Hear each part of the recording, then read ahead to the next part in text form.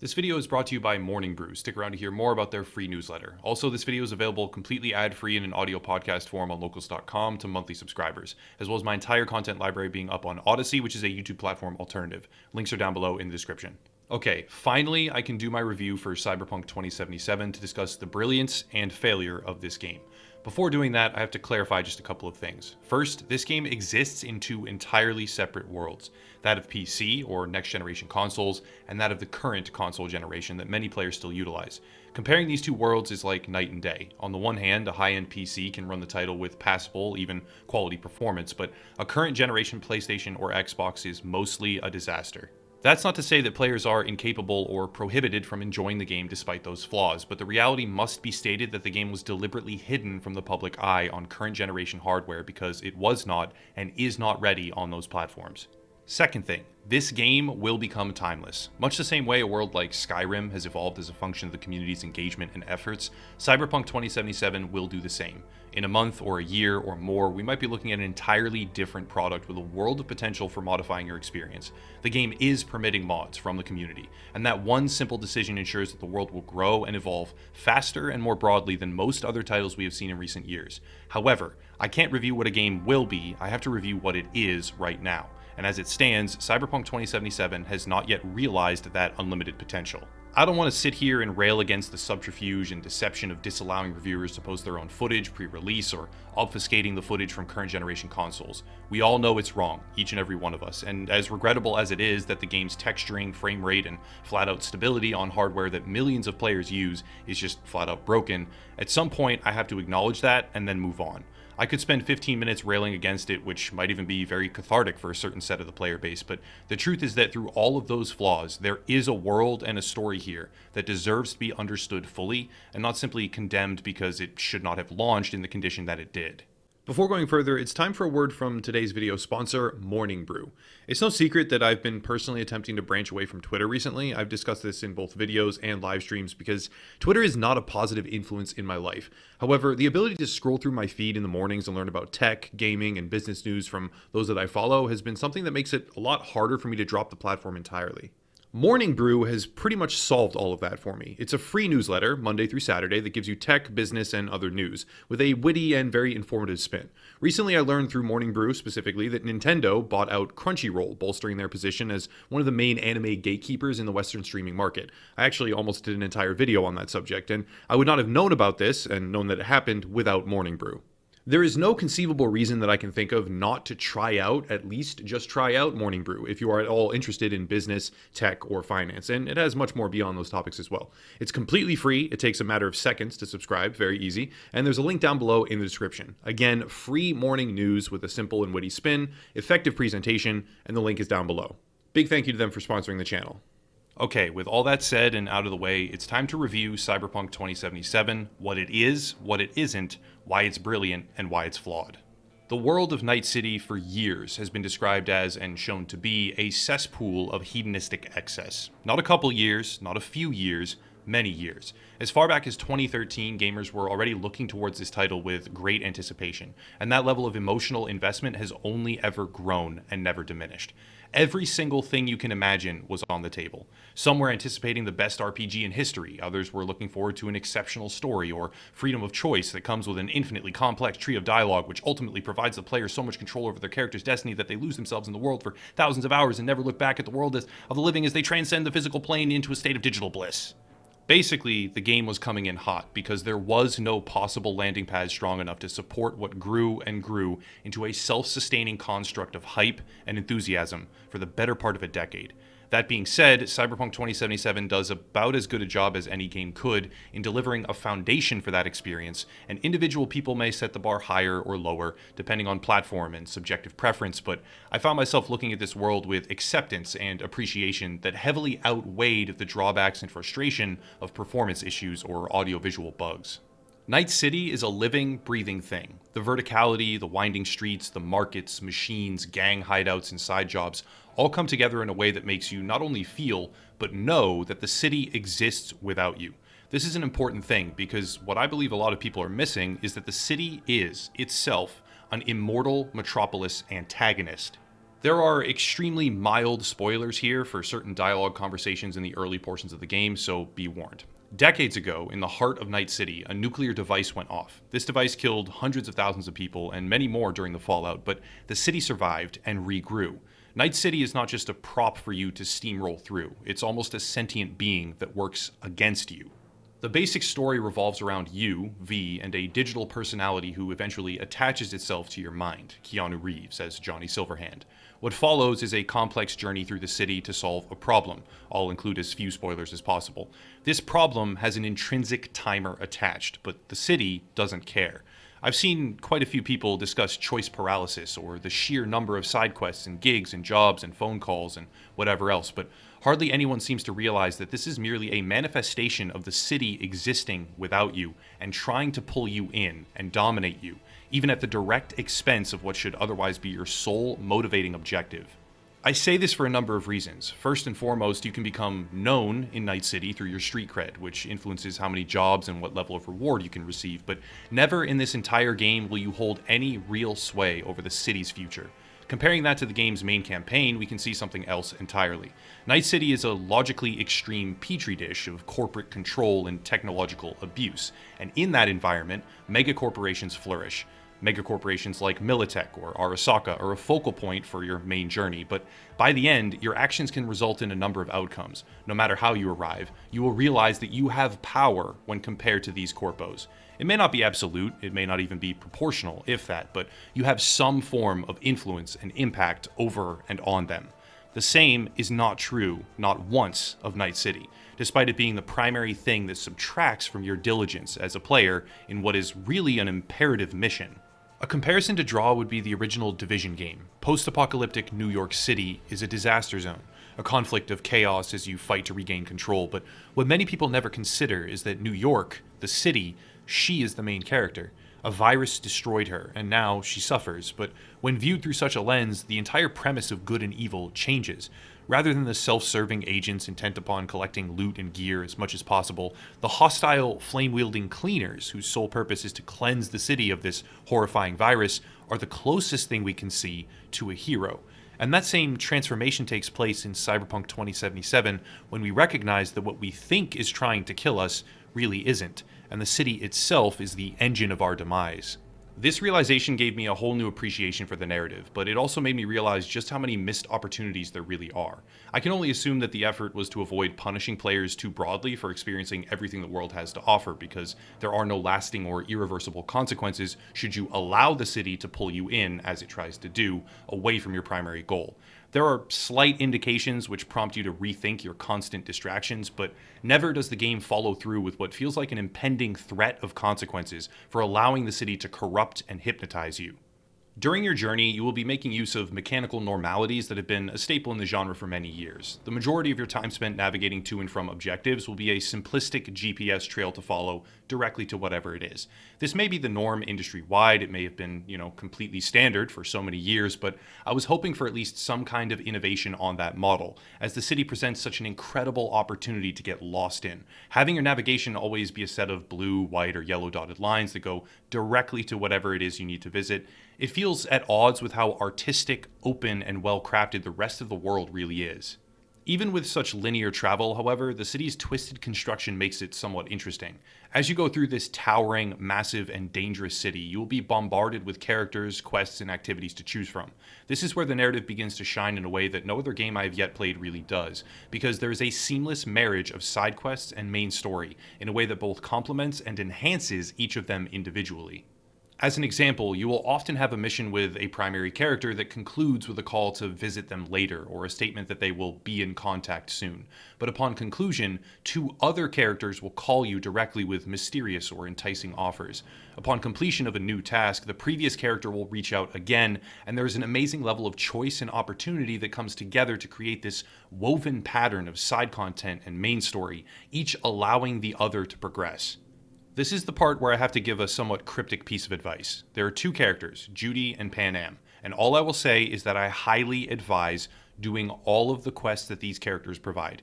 Your decisions during that time frame are obviously your own, but it would be a disservice not to accurately recommend that everyone fully explore these two stories, because not only are they incredible and well crafted, but they also have numerous secondary impacting factors associated with them. Now, so far, I have mostly avoided spoilers, and I'll continue to do that, keep that in mind. But on the other hand, it will make my discussion of endings a bit more abstract, so forgive me. There are 7 unique endings to the game's main storyline that I'm aware of, and keeping in mind that I personally believe Night City itself to be the main antagonist, I would strongly assert that only 2 of these endings should be recognized as actual artistic brilliance. The other 5 are certainly interesting, don't get me wrong, some more than others, of course, but there are 2 endings that feel like a deserving finale to your struggle against the city. Here's where I have to go on a bit of a personal tangent. When I listen to music, I do so in a somewhat uncharacteristic way. I will find a song that I enjoy and listen to it over and over again on repeat for days on end. One time this happened was when a friend introduced me to Strobe by Deadmau5 in college. I listened to that song for over a week, every single opportunity I got on repeat. And it's fairly uncommon for that to happen so intensely, but it did happen back then and a few times since. Upon receiving the first ending I found, the story's emotional climax was so well executed, despite it being extremely unpleasant, the song that played as the credits began to roll was brute forced into my mind, and now I listen to it the same way on repeat, like I did back then with Strobe. The ending was not something I enjoyed in the sense of an emotional euphoria atmosphere, but it felt like that's what I deserved. Very few video games have ever made me feel that way. Very few pieces of literature, or films for that matter, have had such an impact, and it almost felt wrong to go back and replay the alternative outcomes. It genuinely felt like the perfect yet painful ending to a journey where I struggled against this immortal, unflinching, unimpeachably brutal city to a point where this outcome was the only logical conclusion. Of course, I played all the others and found the inverse pathway, the one that instilled an entirely different emotional outcome but made just as much sense, and after playing through all of them, I realized one key thing about the world.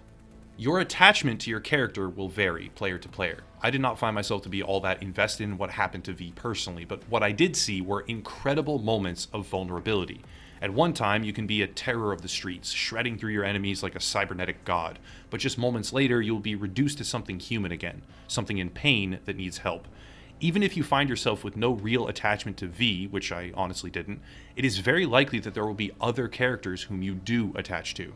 This is why it is almost critical that players explore the side content in this game, because the writing and slowly building emotional relationships have unbelievably brilliant potential. It may be an entirely separate character or group for you and your personal playthrough, but allowing for those doors to be opened, at least, even if you never step through them, is part of the undeniable beauty that this game has. With all that said, it's time now to discuss the combat, gameplay, and RPG mechanics. Cyberpunk 2077 is heralded as an RPG first and a shooter second. This is an idea that was parroted early on by many who were lucky enough to obtain a review copy, and that is categorically false. The game centers on a combat loop, and every single attribute subskill is best trained through combat encounters. Within this action-oriented gameplay loop is a decent amount of flexibility, or build potential. The weapons feel good, the hacking can be used to clear rooms or packs of enemies with infectious malware, and stealth is oftentimes glitchy, but doable. However, the fact that all of the perk and attribute allocations are best obtained from, and mostly tied to, direct combat is not indicative of an RPG core. The game is an action-based open world, and the shooting mechanics pale when compared to Call of Duty or Destiny or Halo, but they surpass the likes of Fallout and Watch Dogs. The economy, however, is a broken mess. Crafting allows you to just make certain objects and then dismantle them for more than you spent, which is just infinite components that you're pulling out of the multiverse, who knows. You can infinitely break down glitched items or deconstruct sodas into upgrade components. Exploits are rampant, and the fundamental balancing of cost versus product for crafting and other economic factors and vendors is a total disaster. Not only this, but despite a variable amount of build potential, such as gorilla arms as a bruiser or a blade-wielding assassin, almost every single damage value boost in the entire game is multiplicative. That's a tremendous oversight because it allows for obscene amounts of damage to be gained, even accidentally sometimes, which can trivialize the entire combat loop. Also heavily present is a reality of false choice, but truthfully, most people will never even know about that. Many of the game's best mission chains will heavily rely on which dialogue options you choose, and those choices will open further content or even full-on campaign endings. These chains can end early or continue on at length, and it's my job to pore over the choices and understand what does what and exactly why and how it has an impact, the answer to which is quite simply most choices don't do anything at all, but the ones that do, you don't know which ones, you don't know when, and they have a tremendous amount of impact, which adds the sense of meaning as you engage with these choices and options. Feeding back into this falsity of choice, however, is the lack of emphasis on your life path. A life path seems like it should be a significant thing, but upon closer examination, these choices mesh very quickly back into the main world. Corpo, Street Kid, or Nomad seems to have no impact on meaningful choices, endings, or content options.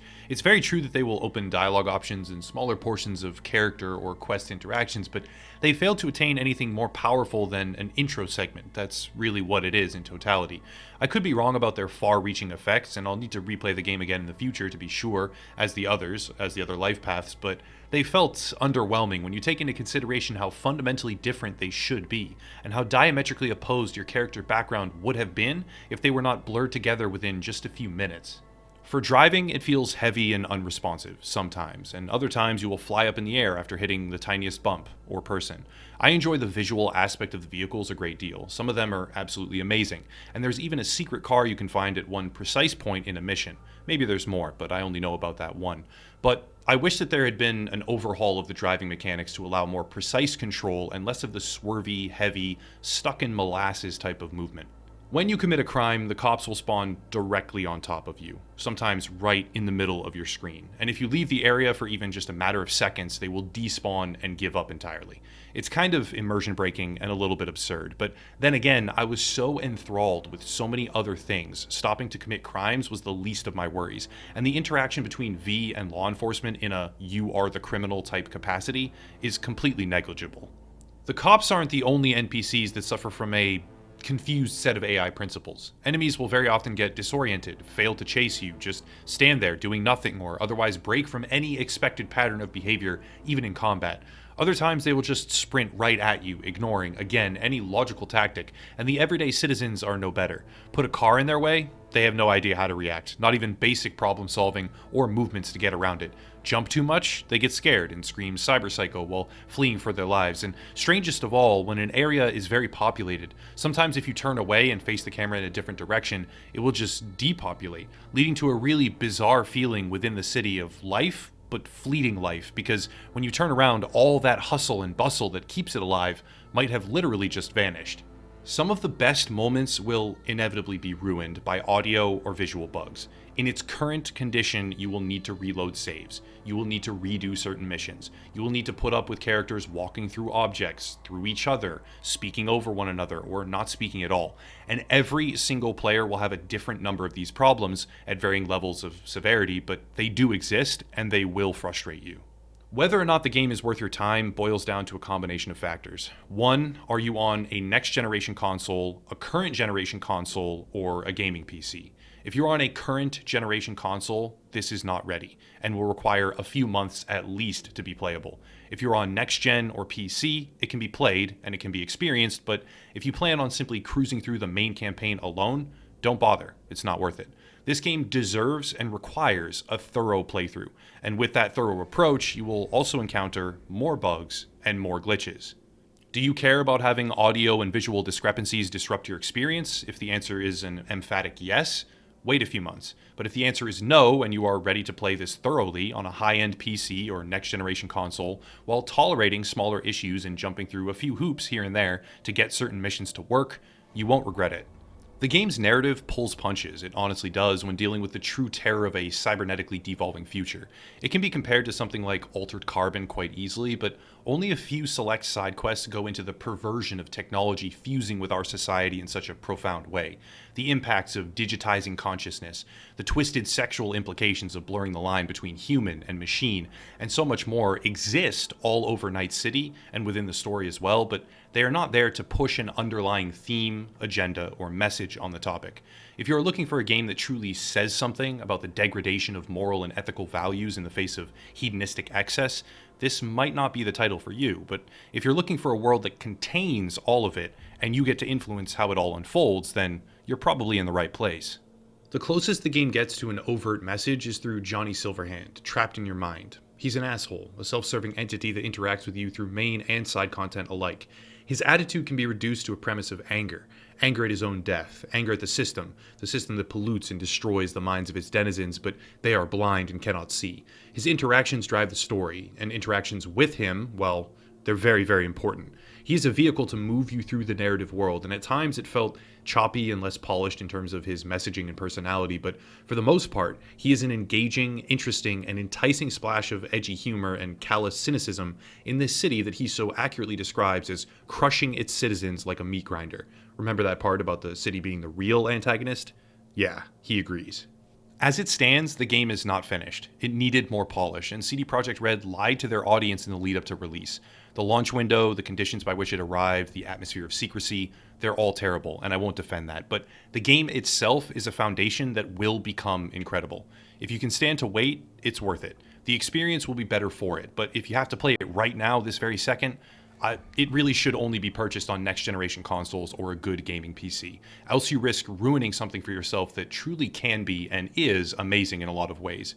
I won't be giving this one a numerical rating. No matter what I said or why, it would be wrong for 100 different reasons, because the game is simultaneously brilliant, but totally broken. That's it. If you want support, links down below, merch, Morning Brew, Locals, Odyssey, as well as another gaming YouTuber to check out, but I'll cut it there and stop rambling. Thank you all for watching, and have a nice night.